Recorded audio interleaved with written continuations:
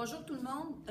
On continue avec le document de révision, votre troisième document dans l'univers matériel. C'est le document de révision en haut duquel il y a deux dessins de thermomètre. Donc, on va commencer par parler de la différence entre les propriétés caractéristiques et les propriétés non caractéristiques.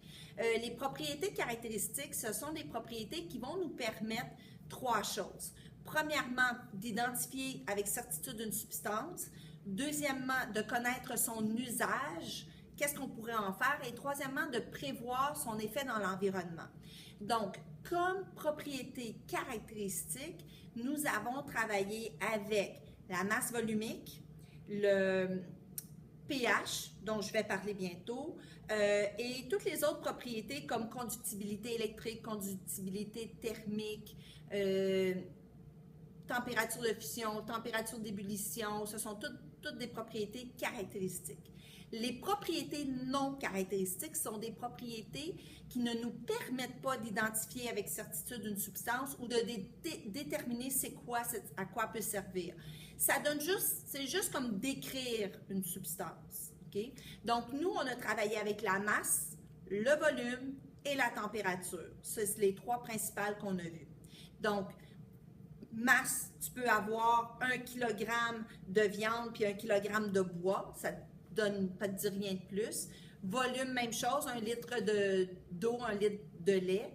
Et la température, ben, n'importe quoi qui est dans la pièce ici, par exemple, est à 21 degrés, ben, ça ne permet pas d'identifier.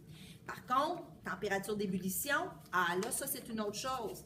On sait qu'il y a toujours juste une substance pure qui a une température d'ébullition précise. On ne peut pas avoir deux substances pures. Donc, ça permet d'identifier la substance. Donc, on a déjà parlé de l'état. Alors, pour ce document-là, j'ai parlé déjà de l'état solide liquide. On n'a pas besoin de se préoccuper de la page 1. On va maintenant aller à la page 2, les changements de phase.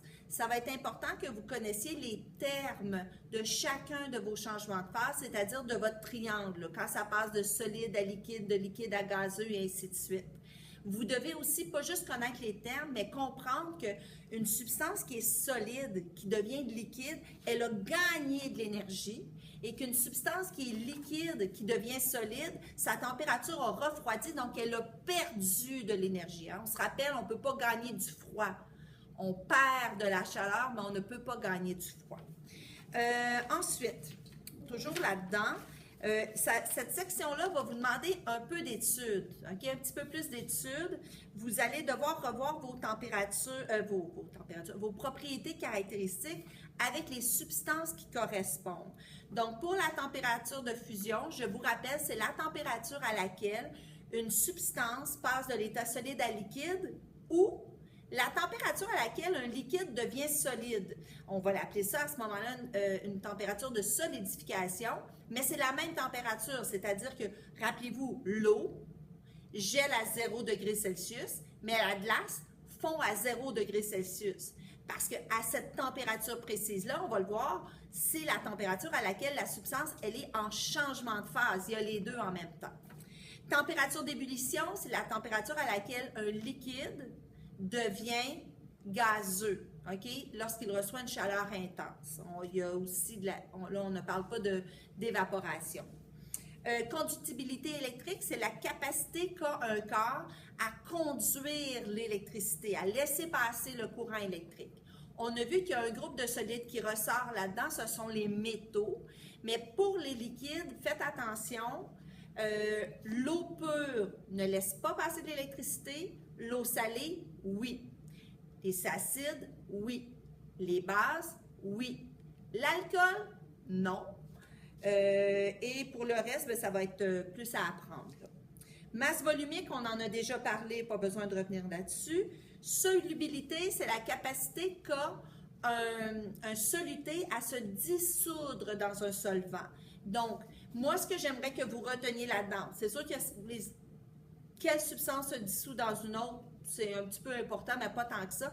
Mais vous devez surtout comprendre que la solubilité, dans le fond, dans l'eau, c'est l'espace qui est disponible entre les molécules d'eau. Donc, si par exemple, une solution est saturé, c'est-à-dire le solvant, là, l'eau ne peut plus prendre de soluté, là, c'est fini, et plus capable. Là. OK? Il y a deux choses qu'on peut faire.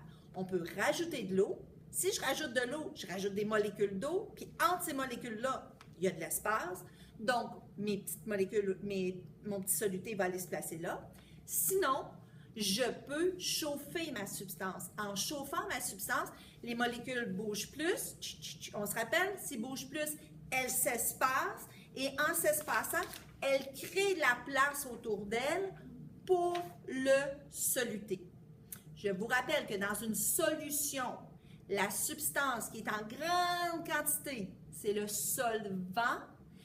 La substance qui est en toute petite quantité, c'est le soluté. Donc, solvant, soluté, solvant, soluté. Il ne faut pas les mêler, OK? Et quand une substance ne peut plus prendre de soluté, une solution ne peut plus prendre de soluté, c'est qu'elle est saturée. Si je continue d'en rajouter, le soluté va, s'il est solide, va descendre au fond et on va être capable de le voir. Et à ce moment-là, ma solution devient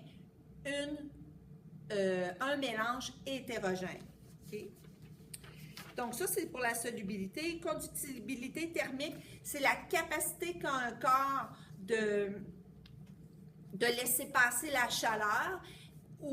Et on sait qu'à ce moment-là, on parle aussi des isolants. Les substances isolantes sont les substances qui vont bloquer les transferts de chaleur. Et de façon générale, un des meilleurs isolants, c'est l'air. Alors, toutes les substances qui contiennent beaucoup d'air, on pense au duvet, on pense au styromousse, le liège, ça contient beaucoup d'air, ça va être de bons isolants thermiques. On a ensuite vu le pH, on a parlé de pH.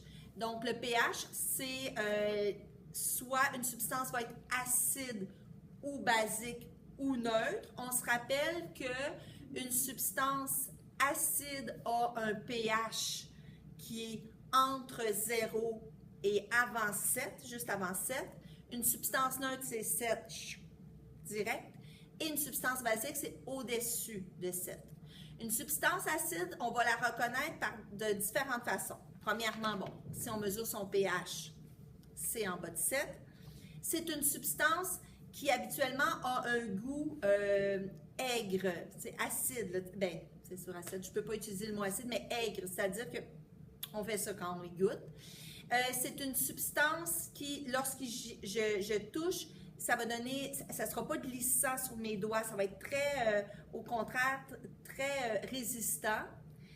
C'est aussi une substance qui, si elle est en contact avec un métal, il va y avoir de l'effervescence, il va y avoir des petites bulles qui se créent parce que l'acide réagit avec le métal. Et c'est une substance qui, si je trempe des papiers tournesol, les papiers tournesol deviennent rouges. J'en reparle dans 2 secondes des papiers tournesol. La substance basique, maintenant, c'est une substance qui va être plutôt un goût amer, donc un arrière-goût. Si on y touche, c'est visqueux et le papier tournesol va devenir bleu en présence d'une substance basique. Alors qu'une substance neutre, bien, c'est une substance qui ne réagit pas avec les métaux et les papiers tournesol ne changeront pas de couleur. Donc, pour déterminer le pH maintenant, on peut utiliser différents moyens. On peut utiliser un pH mètre, des indicateurs universels, des papiers pH, papier tournesol. Nous, on a travaillé principalement avec le papier tournesol.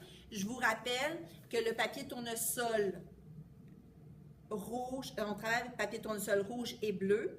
Pour une substance basique, le papier bleu reste bleu. Le papier rouge devient bleu. Ça fait donc basique, bleu, bleu, on associe nos B. OK? Pour la substance neutre, il n'y a rien qui change. Notre bleu reste bleu, notre rouge reste rouge. Pour la substance acide maintenant, le papier rouge reste rouge. Le papier bleu devient rouge. Donc, notre petit truc qu'on a vu en classe, rouge, rouge, racide. On n'écrit pas racide, mais on y pense. D'accord? Maintenant, si très souvent, on ne veut pas libérer dans l'environnement une substance qui va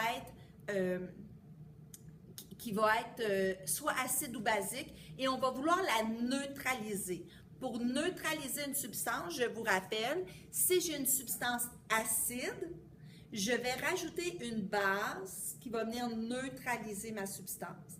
Si j'ai une substance basique, je vais venir rajouter un acide qui va neutraliser ma substance.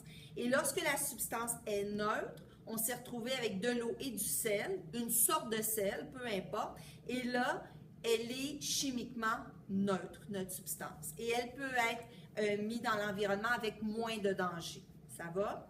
Maintenant, la seule chose qui nous reste à voir dans cette section-là, c'est la feuille avec les courbes. OK? Donc, vous devez revoir votre feuille avec plein de courbes. Je vais juste vous rappeler que lorsqu'on fait un graphique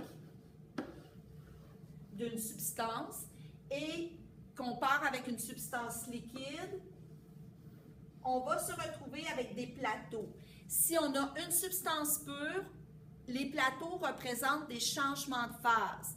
Donc, ici, notre substance reste solide, solide, liquide, liquide, liquide, gazeux, gazeux. Le plateau ou le palier représente un changement de phase.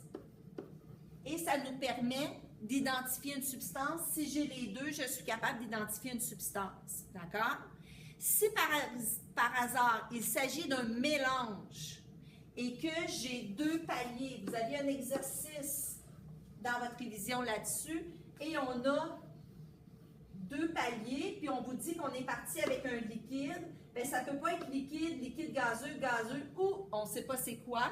Donc, à ce moment-là, les paliers représentent, dans le cas d'un mélange, les paliers représentent une température d'ébullition de deux substances qui étaient dans mon mélange. Rappelez-vous, lorsqu'on a fait la distillation du vin, bien, j'aurais eu un plateau à peu près à 78-79 pour l'alcool et j'aurais eu un plateau à 100 degrés pour l'eau.